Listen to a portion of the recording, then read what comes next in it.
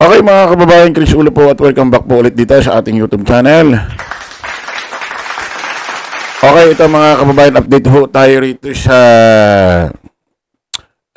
laban ng boxing ho ni Vice Mayor Baste Duterte versus PNP Chief General Nicolas Torre III, na kung saan pati ho itong ating bagong senador, although dati ng senador ito, bagong senador ho dito sa 28th Congress, walang iba kundi ho si Senadora Pampilo Lacson, ay nagsalita na. Hindi na ho nakapagtimpi si Senadora Pampilo Lacson at gigil na gigil ho rito siya labang Baste at General Torre. At ito hong si Vice Mayor Baste Duterte ay na-sermonan ho, no? Na-sermonan, napangaralan ho rito sa programa ho ng DZRH. Nako po, naloko na. Sigurado manggagala itong mga DD shit na ito. Panoorin ho natin mga kababayan. Senator Ping Lacson nakahandang maging sponsor ng labanang Torre versus Baste. Oh, so siya ba ang magsusponsor sa round 1 Willing kung siya sakali? di ba? Si Senador Ping Lacson. Oo, rounds 1 to 12 ba yan? Ida tayo ang balita, RH28 Raymond Dadpaas. Raymond. Mr. Paring Romel, nakahanda si Senador Pampilo Ping Lacson na mapabilang sa mga sponsor ng bakbakang Torre versus Baste. Ito ay ang labanan ni PNP Chief Nicolas Torre III at Davao Vice Mayor Baste Duterte. Ayon kay Lacson, kung matutuloy ay nakahanda itong ibili lahat ng tiket ang kanyang isang buwang pensyon bilang isang retired 4-star general. Ito ay dahil sa pahayag ni General Torre na lahat ng kikitain ay mapunta sa mga biktima ng pagbaha. Para sa senador na nagsilbing hepe ng pambansang pulisya, dapat lang respetuhin ang desisyon ni General Torre. Isipin mo, pag natuloy daw ho itong laban na ito, yung 1-month pension ni Senador Pampilo Lacson bilang 4-star general, ilalaan niya raw ho sa ticket para makapagbigay din ho ng charity itong laban na ito. Ang problema, sa oras na ito, si Vice Mayor Baste Duterte umatras na. Pero pakinggan nyo itong video ito mga kabayan na kung saan, na-sermonan ho si Vice Mayor Baste Duterte rito. Play natin. Tama man ito umali dahil personal niya itong desisyon matapos na insultuhin at hamunin sa harap ng publiko ni Vice Mayor Baste Duterte. Una nito kinumpirma ni General Torre na dahil hindi available ang Araneta Coliseum bilang venue sa linggo, ay ililipat na ito sa Rizal Memorial Coliseum at marami nang nakahanda na maging sponsor. Yeah. Ito si RH28 Raymond Dadpaas para sa... Ayan, maliwanag mga kababayan. Kasi according dito kay Vice Mayor Baste Duterte, may condition daw ito si General Torre. Walang may condition. Alam mo, Vice Mayor Baste Duterte, wag mong lokohin, wag mong gawin tangan sarili mo para mapalusutan mo lang ang labang ito. Hindi condition yon. Walang sapilitan dito. Actually nga, matuloy ang laban or hindi, tuloy ang charity works nila. Yung mga gustong magkusa lang, actually wala nga hinihinging pan sa inyo Kahit walang maging pans laban, kahit walang mabuo kayong pans dyan mismo sa corner mo, dyan sa grupo mo, tuloy ang laban. Inulit ko matuloy ang laban or hindi, may charity silang gagawin. Ang kondisyon nyo sa'yo. Isipin mo, naghamon ka ng suntukan. Pinalagang ka. Ngayon, nung pinalagang ka, tinanggap, inaccept yung hamon mo, tsaka ka magkakaroon ng kondisyonis. At tapos ang kondisyonis mo pa, kumbaga malayo sa katotohanan. Isipin mo, Huwebes, Biyernes na bukas, Linggo na ang laban nyo, sasabihin mo, magpa-hair follicle test ang mga elected official. Ang dami niyan. So, obvious na obvious mga kababayan, yung hinihiling niyang kondisyon, malayo sa katotohanan. Humihingi siya ng kondisyon na alam niyang hindi mangyayari, para hindi rin mangyari ang laban nila. Meron lang yan Ihingi ka ng kondisyon na alam mong hindi mangyayari, para hindi matuloy ang laban. Kasi alam niya hindi mangyayari yun Di ba? Tuloy natin. Para sa DZRH, una sa Pilipinas, una sa Pilipinas. So, paring Raymond, sa panig ni General Torre, talagang wala nang atrasan itong boxing Fight match na. na ito. Oo. Darating daw o hindi si Baste. Basta alas 9 ng umaga, nandun si General Torres sa Rizal Memorial. Rizal Memorial Tuloy. dyan sa Stadium.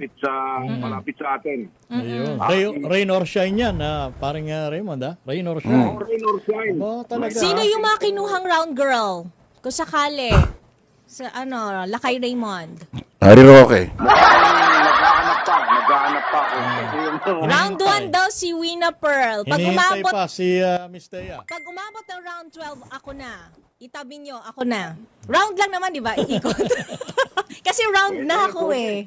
Oo. Sa kabilang banda, paring Raymond, sa kabilang banda, ano naman ang sitwasyon sa kampo ni Baste. Acting Mayor Baste Duterte? Gayong talagang determinado ito si General Torre na ituloy. Sinong reporter ito? Reporter ng DCRH.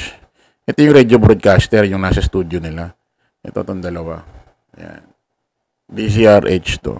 News Television. Sinong reporter ito? Raymond... Ano ito? Raymond Dadplas? Dadpaas. Pakinggan natin to. Kung paano niya sermonan si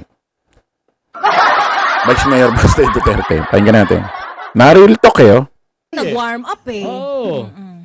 Yun yung medyo malungkot dahil bakit? malungkot dahil tahimik yung kampo ng Vice Mayor. Pero ako ang kinalulungkot ko yung matataas o dating matataas na opisyal na kilalang malapit sa pamilya Duterte sa halip na yung bata nila ang pagsabihan nila, ang kinukot niya ay si General Torre. Bakit? Siya hinamon eh. Siyempre kung masala. Hinawakan yung tenga. Pumalag. Oo. Ngayon nga, kumbaga yun ang ano doon kumbaga, sabi ko nga, dapat, hindi dapat ganun na sila yung matatanda, dapat sila yung nagpapaalala sa bata. Hindi yung parang sa halip na... Hindi, ganyan kasi sa grupo nila. Kung matatandaan nyo, kung ma-analyze nyo ang grupong yan, parang si Digong, di ba, yung mga grupo nila, yung mga nakapaligid na kalyado ni Digong, lagi siyang sinusubo sa mga sitwasyon, lagi siyang sinusubo sa mga kung ano-anong pangyayari. Katunayan, itong si ito si Salpanelo, ang tanda na ni Digong, gusto patakbuhin pang politiko sa 2028. Isipin mo yun. Uugod-ugod, gusto patakbuhin pa ni Atty. Salpanelo si Digong. Ano ibig sabihin nun? Isinusubo talaga nila. Talagang pinipiga nila si Digong. Kasi nga, wala nang tatanggap sa mga kaalyado ni Digong. Kala Harry Roque, kala Salpanelo. Wala nang tatanggap dyan para bigyan ng posisyon sa gobyerno. Wala na. Duterte na lang ang pag-asya nila para makaupo sila sa mga ahensya ng gobyerno o magkaroon ng pwesto sa administrasyon Duterte. Spokesperson, tulad ng dating pwesto ni Salpanelo na legal counsel, chief legal counsel. Wala nang tatanggap dyan.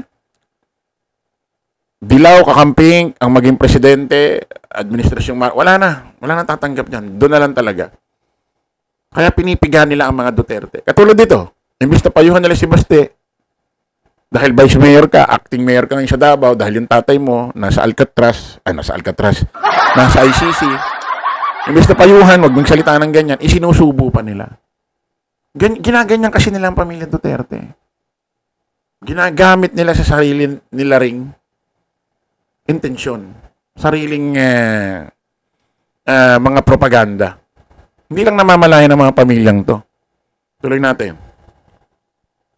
Bahagi ng solusyon dagdag pa sa Problema. Kasi dapat the older you get, you show more understanding. Di and mo naiintindihan ng wisdom. DDG. Kasi pinalagan nga naman ni General Torre. Ano ba dapat ang reaksyon kapag hinamon ka ng ganun? Diba? Si General pa ipinabot ang hamon.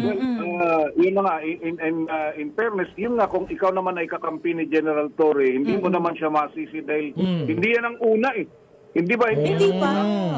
Pangilan na ba to? Sabi niya nung una, sampalin daw niya nung nandun pa sa Davao. Oo. Ngayon, Natuloy ba? amonin ng suntukan. Natuloy ba? Nasampal ba niya si General Torre? Hinihintay daw niya. Hindi naman daw nagpapakita. Hindi naman nagpunta sa City Hall. Hindi siya nagkita raw. Sa Davao City Hall. Ay, isipin mo, pinuntahan pa raw pala ni General Torre sa City Hall ito si Basti Duterte nung nagsabing sasampalin siya. Wala ito, yung ganito ni Baste. Wala, yung ganito. Mga kababayan, maniwala kayo, duwag ito. Duwag yan. Yung ganyan. Isipin mo, sabi niya dati, sasampalin niya si General Torre. Hindi pa nangyayari yung kay OJC, wala pa nangyayaring paglusob ng PNP sa kay OJC. Nung sinabi niya, wala pa to. Dito na, lumusob na yung PNP sa kay OJC. Ang tagal, ilang linggo doon sa kapaligiran ng kay OJC hanggang sa naging nakapasok na sila sa loob. Sa sobrang takot ni Basti Duterte kay General Torre, hindi man lang sumulpot doon kahit isang kuko niya ng daliri ng paa niya. Hindi niya itinuntong. Hindi man lang nangamusta doon, hindi niya napansin. Hindi man lang niya kinamusta ang paligid ng kay OJC, yung mga tao doon, yung nagkakaproblema ba sa traffic, kumusta ang mga negosyante doon. Wala. Hinayaan niya. Kasi nga, may pressure. Isipin mo darating siya doon, makikita sila ni General Torre, hindi niya masasampal. Nakakahiya sa part niya. Kaya tiniis niya na lang yung mga taga Davao, tiniis niya na lang yung mga taga kay OJC. Hindi niya napansin, hindi siya nagpunta ron.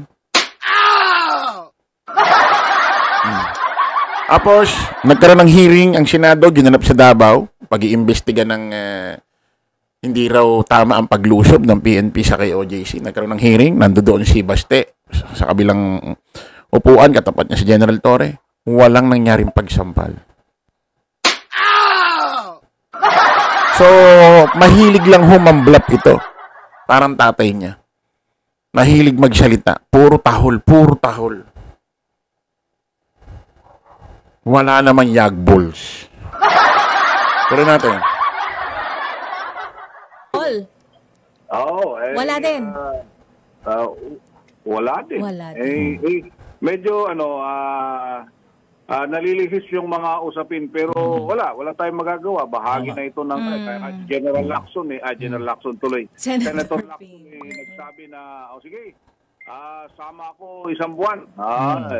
Baka pati yung mga kumbaga kahiyaan na to, parang Raymond Hindi ba? Siyempre, yun na nga ang problema sa ganyan na kuminsan. Siguro, may gustong patunayan yung isa na atapang din siya, gaya ng tatay niya. Pero sabi naman nung isa, bakit? Ikaw lang ba? Yun. Kaya, magkakasubukan. Now, I'm more curious. I'm more Oo. curious kasi may mga sponsors na, no, Raymond. So, tas rain or shine, nandun lang mag-aabang si General Torre. Matuloy o hindi, yung mga sponsors, yung willing mga talaga. donations nila, fundraiser ito ibibigay pa rin. Well, pag natuloy. Hindi, kasi he's gonna wait Marami na daw nag-commit May mga nag-commit na daw na magbibigay. So, Hindi, according kay General Torre, matuloy ang laban or hindi, maggagawa sila ng charity works doon. Gagawa sila ng charity works doon. Yun ang malinaw sa sinabi ni General Torre. Kaya walang kondisyon doon. Ang kondisyon ganito, mag-funds tayo ng 20 million bago ko tanggapin yung hamon ni Baste. Yun ang kondisyon. Tinanggap niya yung hamon mo, nagte-training na nga Yung mga gusto lang, mga gustong mag-ambag ng funds. Tapos, ang mag-ambag ng mga donation, tapos meron nang nag-sponsor sa place. Walang kondisyon. Ang kondisyon yung kay Baste Duterte. Bago raw siya lumaban, isipin mo bago siya lumaban, ikaw nga yung naghamon, tanga-tanga. Ikaw nga naghamon tinanggap niya nga Tapos nung tinanggap niya yung hamon mo, sasabihin mo bago ka lumaban, kinakailangan magpa-hair follicle test yung mga elected official. Ano ba yan? Vice Mayor, tanga mo naman umintindi, sir. Tuloy natin. Para sa charity, kasi di ba, parang charity event siya Fundraiser siya eh. Matasan ng mukha for cause eh. Kaya, Talaga. Ikaw talaga, pare Raymond, basagan ng mukha talaga ang term, Di ha? naman. Fundraiser, so dapat fun lang. Ako, regardless, Sportsmanship. kung silang dalawa ay mayroong personal na alitan, Ako. since naghamon, tumanggap ng hamon, it's a gentleman's agreement. Ako So let naman. it be done. Ako And naman, may the I'm best man win. I'm more Di ba? after the fundraiser. Kasi mas maraming kababayan natin na nasa lanta ng Tama. bagyo ang makikinabang. Correct. Oh, very motherly yung aking advocacy. I'm sorry. pero pag titingnan mo si Baste, hindi yan matutuloy. Hindi yan matutuloy. Sige. So, wala yan. Ano Ultimo reporter ho ng DCRH, wala akong katiwa-tiwala sa mukha ni Baste. Ayun, no?